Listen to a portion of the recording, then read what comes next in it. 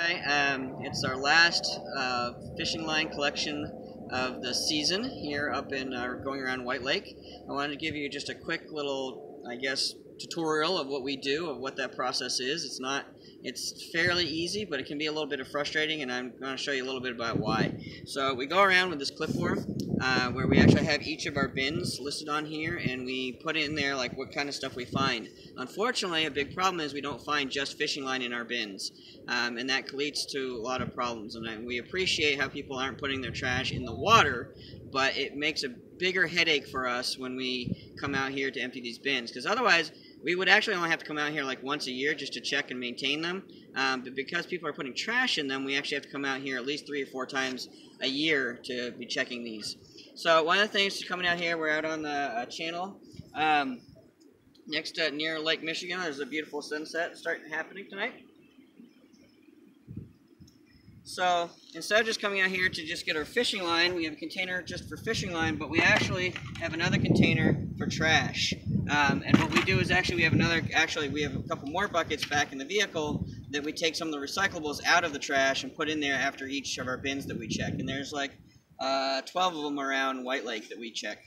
So we also have a wrench because sometimes they get stuck and we can't open them. So this is our little tool to try to do that. But you can see sometimes that they come loose. So the ones that are on poles like this are zip tied, and they do come loose on occasion. So we're going to have to run back to the vehicle to get a couple new fresh zip ties to put this back on. So when it happens, it slides down. But you can see already there's a bunch of line, which is good. But we also have a bunch of other stuff in here as well. So what's going to happen is I'm going to have to dig my hand down in there and up from underneath. We unscrew the bottom here, and I've got to pull everything out. And when there's stuff like this wedged in there, it means that I'm having to pull harder to try to get things in and out. So that's kind of frustrating. So if people put their trash in the trash can instead of in these, it would help out a tremendous amount and just be less disgusting. Also, on a windy night like tonight, when we're pulling stuff out, when I pull this from the bottom, I've got to be careful that this wind isn't going to be blowing those cigarette butts, which is very common, and little trash things and whatnot back into the water that we're trying to prevent it from to begin with.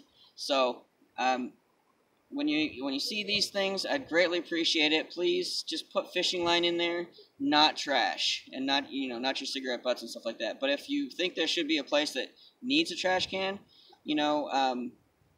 try to work with the municipalities and stuff, or whoever owns the land, to try to get a trash can out there, because it would be great to actually have one out here, because we certainly wouldn't want that stuff in our beautiful lakes.